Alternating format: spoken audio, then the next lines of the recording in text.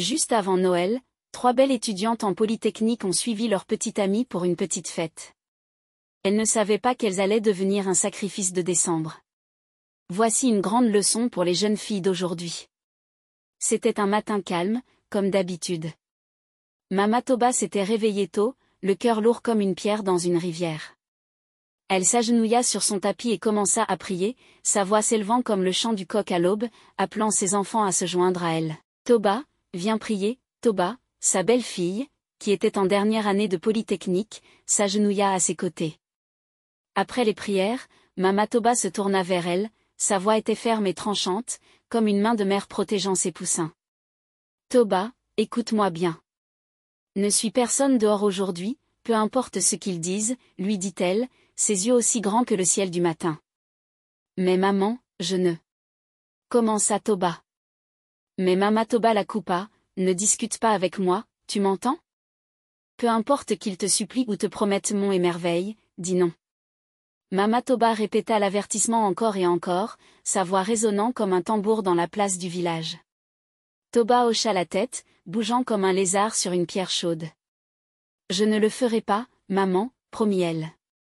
Mais son esprit était déjà ailleurs. Les tâches du matin terminées, Toba enfila ses vêtements propres.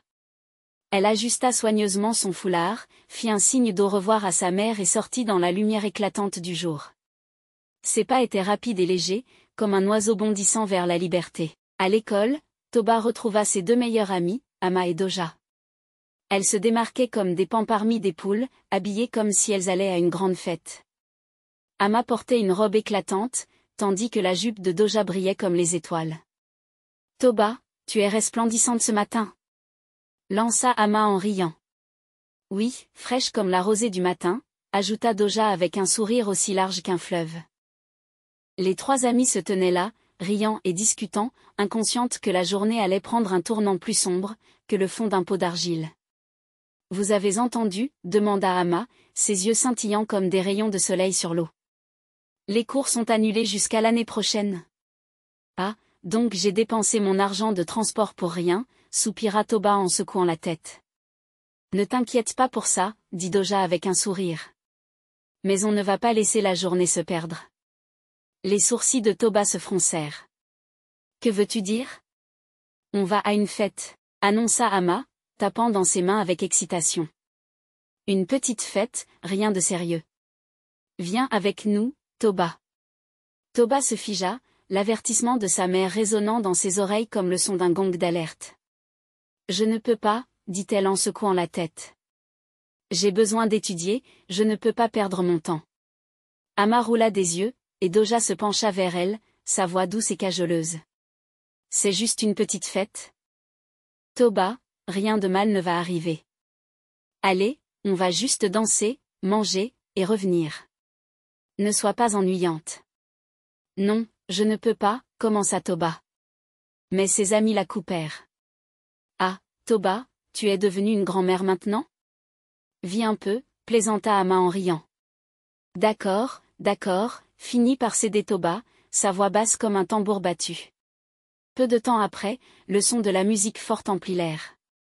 Danny, le petit ami de Doja, arriva dans une voiture brillante, la musique tonnant comme un coup de tonnerre. Raji et Faji, ses amis, étaient avec lui, leur sourire large et confiant. Allez, les filles! Appela Danny, sa voix débordant d'enthousiasme. Les filles montèrent dans la voiture, leur rire s'élevant comme des oiseaux dans le ciel.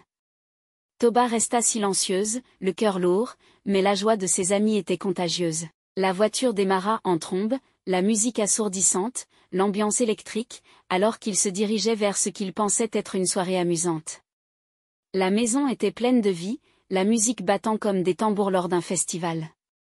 Les rires et les cris de joie emplissaient l'air, alors que les gens dansaient par paires, leurs corps ondulant comme des arbres sous le vent. D'abord timide, Toba finit par danser avec Faji, tandis qu'Ama était avec Raji et Doja avec Danny. Les amis riaient et dansaient, leur joie débordant. Comme du vin de palme dans une calebasse pleine. Après un moment, Danny frappa dans ses mains pour attirer l'attention de tout le monde. Les amis, c'est l'heure d'une surprise spéciale. J'ai prévu quelque chose rien que pour nous, annonça-t-il avec un sourire qui ne semblait pas tout à fait sincère. L'excitation parcourut le groupe, et Danny les conduisit à l'extérieur. Les filles, curieuses et rieuses, le suivirent jusqu'à un hôtel voisin. Une table était déjà dressée, garnie d'assiettes de plats fumants et de bouteilles de boissons scintillant sous une lumière douce. « Mangez, mes reines, déclara Danny. Avec un geste élégant, Danny tira les chaises pour les filles. Elles mangèrent et burent, leur rire résonnant dans la pièce comme la mélodie d'une chanson joyeuse. Pendant ce temps, loin de là, Mama Toba était assise dans son étal de marché, le cœur lourd comme un sac de pierre. Toba aurait déjà dû être rentrée. Elle essaya de l'appeler, mais le téléphone sonnait encore et encore, sans réponse. « Pourquoi ne décroche-t-elle pas ?» murmura Mama Toba, ses paumes moites alors qu'elle composait à nouveau le numéro. Son esprit était agité, comme le vent avant une tempête. Au même moment, à l'hôtel, le téléphone de Toba vibrait sur la table, ignoré dans le bruit et l'excitation. Elle ne l'entendit pas, la musique était trop forte, et la soirée trop envoûtante. Mais soudain, l'enchantement commença à s'estomper. La tête de Toba devint lourde, comme si quelqu'un y avait versé du sable. Sa vision se brouilla et ses jambes fléchirent. Elle s'agrippa au bord de la table, mais la pièce tourna de plus en plus vite. Ama s'effondra la première, suivie de Doja. Toba lutta pour rester éveillée, mais ses forces l'abandonnèrent, et l'obscurité l'engloutit entièrement. Quand Toba se réveilla, elle n'était plus à l'hôtel. L'air était froid et sentait la terre humide. Elle regarda autour d'elle et vit des murs fissurés et des fenêtres brisées. Elles étaient dans un bâtiment inachevé, perdu au milieu de nulle part. Ses mains et ses jambes étaient attachées avec des cordes épaisses. Elle tourna la tête et aperçut Ama et Doja à côté d'elle, également ligotées et inconscientes. La peur saisit son cœur comme les griffes d'une bête sauvage. « Où sommes-nous » murmura-t-elle, sa voix tremblante comme des feuilles sous l'armatan. « Réveillez-vous » murmura Toba avec urgence, donnant des coups de coude à ses amis. Les filles s'agitèrent lentement, leurs yeux grands ouverts de peur en découvrant leur environnement. Devant elles se tenaient Danny, Raji et Faji, leurs visages joyeux remplacés par des regards froids et sans émotion. Derrière eux, un vieil homme émergea des ombres. Sa présence envahissait la pièce comme une fumée, étouffante et oppressante. Il tenait des couteaux de différentes formes et tailles, leurs lames brillantes sous la faible lumière. À côté de lui, une calebasse, vide mais prête. « Ne criez pas » avertit Danny, sa voix basse et menaçante. Toba et ses amis commencèrent à pleurer, leurs larmes tombant comme la pluie. Suppliant pour leur vie. Mais les hommes ne scièrent pas. Les yeux du vieil homme brûlaient comme le feu alors qu'il s'avançait, l'air chargé de la promesse d'un mal imminent. La pièce était silencieuse, à l'exception du son des gouttes d'eau tombant du plafond. Le vieil homme se tenait droit, ses yeux aussi tranchants que la lame d'une machette de chasseur. Sa voix, profonde et étrange, résonna dans l'obscurité. « Choisissez un couteau » ordonna-t-il, tendant les armes étincelantes. « Quiconque refuse sera fouetté jusqu'à ce que sa peau s'arrache comme l'écorce d'un igname » déclara le vieil homme. Toba et ses amis pleuraient encore plus fort, leurs sanglots remplissant l'espace vide. « S'il vous plaît, nous n'avons rien fait de mal. » supplia Ama, sa voix tremblante comme un oiseau effrayé. « Silence » tonna le vieil homme, sa voix résonnant comme un coup de tonnerre. Il fit un signe à Danny et à ses amis, qui avancèrent avec des cordes à la main. Les filles crièrent et se débattirent. Mais les cordes les maintenaient fermement. Le vieil homme sortit une petite bouteille noire remplie d'un liquide sombre et nauséabond. Il le versa dans une coupe en bois et la tendit aux lèvres de Doja. « Bois » ordonna-t-il, sa voix calme mais glaciale. Doja secoua la tête, ses lèvres tremblantes. « Non, s'il vous plaît » supplia-t-elle. Mais Danny lui saisit la tête de force et lui fit avaler le liquide. Elle obéit, son corps tremblant tandis que des larmes coulaient sur son visage. Quelques instants plus tard, le corps de Doja se raidit, ses yeux grands ouverts de peur. Elle s'effondra au sol, sans vie. Le vieil homme s'avança, brandissant un couteau aiguisé. D'un mouvement rapide, il lui coupa la tête. Le sang coula dans la calebasse comme une rivière, tandis que Danny et ses amis chantaient des mots étranges, leur voix se mêlant à celle du vieil homme. Toba cria, ses hurlements perçant l'air comme une flûte brisée. Non, non, hurlait-elle, son corps se tordant dans les cordes. À toi, maintenant, dit le vieil homme, posant ses yeux sur Toba. Ils forcèrent la coupe en bois à ses lèvres, mais Toba lutta de toutes ses forces. Le liquide amer brûlait sa gorge, mais dès qu'il atteignait son estomac, elle le vomissait. Encore et encore, ils la forcèrent à boire, mais chaque fois, elle le recrachait avec acharnement. Son corps rejetait le poison. Elle est forte, murmura le vieil homme, ses sourcils se fronçant. Il se tourna vers Ama, trop faible pour se battre. Elle but la potion avec des mains tremblantes, avant que son corps ne s'effondre quelques instants plus tard. Le vieil homme n'hésita pas, levant son couteau et tranchant sa tête. Le sang remplit une fois de plus la calebasse, le liquide rouge reflétant la lumière vacillante d'une bougie. Le cœur de Toba se brisa comme un pot cassé. Ses larmes coulaient sans fin tandis qu'elle regardait ses amis mourir sous ses yeux. « Pourquoi suis-je venue ici ?» murmura-t-elle pour elle-même, sa voix étouffée par le regret. « Forcez-la encore » ordonna le vieil homme. Dany et Faji maintinrent Toba au sol, versant davantage du liquide dans sa bouche. Mais peu importe la quantité qu'il lui faisait boire, elle le vomissait à chaque fois, son corps refusant de céder. Finalement, le vieil homme recula, son visage aussi dur qu'un rocher. « Elle ne peut pas être tuée » déclara-t-il, sa voix lourde de colère. « Elle sera rendue inutile à la place.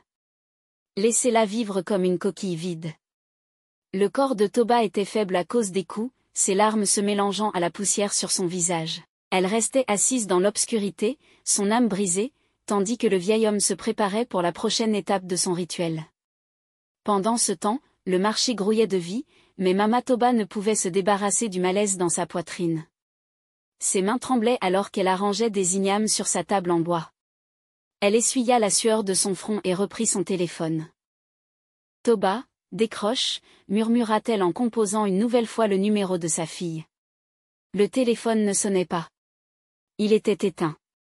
Le cœur de Mama Toba s'emballa, battant comme un tambour. Dans sa poitrine, son esprit se noyait dans des pensées plus sombres qu'une nuit d'orage. « Seigneur, protège mon enfant » pria-t-elle à voix basse, ses lèvres bougeant rapidement. Elle regarda autour d'elle, mais le vacarme du marché étouffait ses pensées. Loin de là, Dany et ses amis suivaient les dernières instructions du vieil homme. Toba, à peine vivante, fut jetée hors de la voiture sur le bord de la route, juste en face du marché. Ses vêtements étaient déchirés, son corps couvert de blessures, et sa peau tachée de sang. Elle était immobile, telle une poupée de chiffon abandonnée dans la poussière, tandis que la voiture s'éloignait à toute vitesse. Une femme du marché fut la première à la voir. Elle poussa un cri, laissant tomber son panier de tomates. « Ah! Venez voir! Ils viennent de la jeter ici. » Les gens accoururent, leur voix s'élevant comme un essaim d'abeilles. « Qui est-ce? Que lui est-il arrivé ?» criait-il, leur visage marqué par la peur. L'étal de Mama Toba était près de la route. Elle entendit l'agitation et courut vers la foule, ses pieds se déplaçant plus vite qu'il ne l'avait jamais fait. Quand elle vit la jeune fille allongée là, ses genoux fléchirent, et elle poussa un hurlement qui transperça les cieux. « Toba, mon enfant !» Toba ouvrit faiblement les yeux, son regard vide et épuisé. Sa voix était faible, comme un murmure emporté par le vent. « Mama !» réussit-elle à dire avant de s'effondrer dans les bras de Mama Toba. Les larmes de Mama Toba coulaient librement, alors qu'elle serrait sa fille contre elle. La lumineuse Toba qu'elle avait connue n'était plus qu'une ombre d'elle-même, son corps brisé et son esprit anéanti. Sans perdre une seconde, Mama Toba souleva sa fille, sa force alimentée par le désespoir. « Laissez passer, laissez passer !» cria-t-elle en se frayant un chemin à travers la foule. Elle porta Toba directement chez le prophète, son esprit rempli de prières. « Seigneur, ne laisse pas mon enfant mourir, je t'en supplie. » « Que ce ne soit pas la fin, » murmurait-elle, sa voix tremblante, alors qu'elle approchait de la porte du prophète. Le prophète, un homme à la longue barbe et aux yeux qui semblaient voir au-delà du monde physique, ouvrit la porte avant qu'elle ne puisse frapper. « Amenez-la à l'intérieur, » dit-il doucement, son ton calme mais sérieux. Mama Toba déposa Toba sur le tapis, ses mains tremblant alors qu'elle expliquait ce qui s'était passé. Le prophète hocha la tête, ses yeux scrutant la jeune fille fragile devant lui. Ce n'est pas un combat ordinaire, dit-il, sa voix lourde de gravité. Mais avec la prière, elle vivra. Mama Toba s'agenouilla près de sa fille, ses mains serrées avec force. Faites tout ce que vous pouvez, prophète, sauvez mon enfant, supplia-t-elle, sa voix brisée par l'émotion. Tandis que les larmes ruisselaient sur son visage. Dehors, la foule murmurait, les chuchotements se propageant comme un feu de brousse. L'histoire de cette fille ensanglantée retrouvée sur le bord de la route faisait le tour. Le marché, autrefois vivant de rire et de commerce, était désormais empreint de peur et de silence. Pendant ce temps, quelque chose d'encore plus terrible se déroulait ailleurs. Après avoir abandonné Toba, la voiture rugissait sur la route poussiéreuse, la musique résonnant tandis que Danny et ses amis riaient comme des hyènes après un festin. « Ce mois de décembre sera le meilleur de tous », cria Danny en tenant fermement le volant, la fierté dans la voix. Raji s'adossa sur le siège, un large sourire collé sur son visage. On aura tout ce qu'on a toujours rêvé, richesse, pouvoir, tout, ajouta Faji en hochant la tête, une bouteille à la main. Mais leur célébration fut de courte durée. À seulement 3 minutes du marché, la voiture prit un virage à toute vitesse. Et sortit de nulle part, un immense camion apparut devant eux, tel un mur de malédiction. L'impact fut soudain et brutal, comme un coup de tonnerre frappant la terre. La voiture se froissa comme du papier, sa musique réduite à un silence éternel. Raji mourut sur le coup, son corps sans vie pris dans l'épave. Danny hurla de douleur, le sang jaillissant de ses jambes désormais écrasées, au-delà de tout espoir de sauvetage. Un de ses yeux avait disparu, laissant son visage défiguré. Faji gémit, son bras arraché, pendant mollement alors qu'il criait de douleur. La nouvelle de l'accident se répandit dans la ville, comme une traînée de poudre. Les chuchotements se transformèrent en exclamations, alors que les gens reliaient les événements. « C'est eux, dit quelqu'un. Les garçons qui ont abandonné cette fille au marché. Leurs mauvaises actions les ont rattrapés, murmura un autre, secouant la tête. Pendant ce temps, chez le prophète, Toba reposait sur un tapis, sa respiration stable mais faible.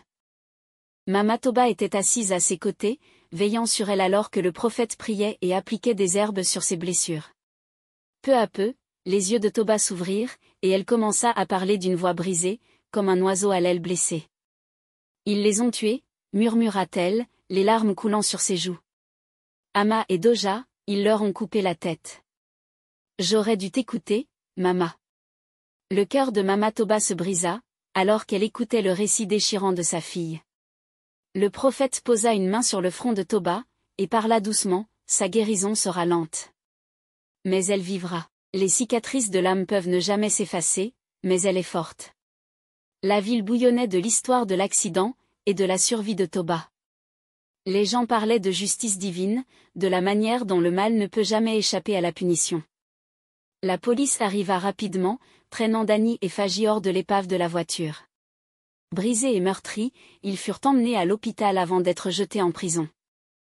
Leur rêve de richesse s'était transformé en cendres. Danny était assis dans sa cellule, ses jambes disparues et son unique œil fixé sur le mur. Faji tenait le moignon où son bras se trouvait autrefois, la tête basse, accablé de regrets. « Pourquoi avons-nous fait cela ?» murmura Danny. « Nous aurions dû rester pauvres. » Les garçons, autrefois fiers, faisaient maintenant face à une vie de misère. Ils étaient d'accord, ils avaient tout détruit.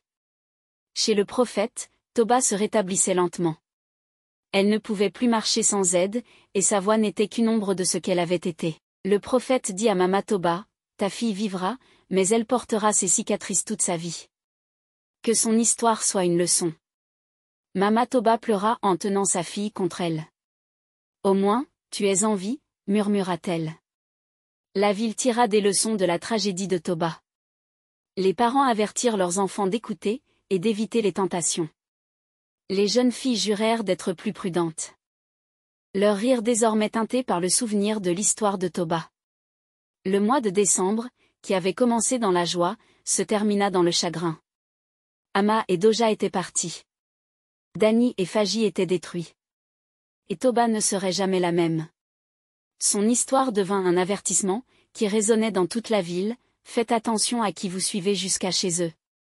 La morale de cette histoire est qu'aucune action mauvaise ne reste impunie, et que les choix que l'on fait, même en apparence sans conséquence, peuvent avoir des effets dévastateurs, non seulement sur soi-même mais aussi sur les autres. Elle nous enseigne aussi que les cicatrices, qu'elles soient physiques ou émotionnelles, peuvent durer toute une vie, mais que la force intérieure et la sagesse peuvent nous aider à les surmonter. J'espère que vous avez apprécié cette histoire. Si c'est le cas, merci d'aimer la vidéo, de commenter ce que vous avez appris de ce récit. Merci.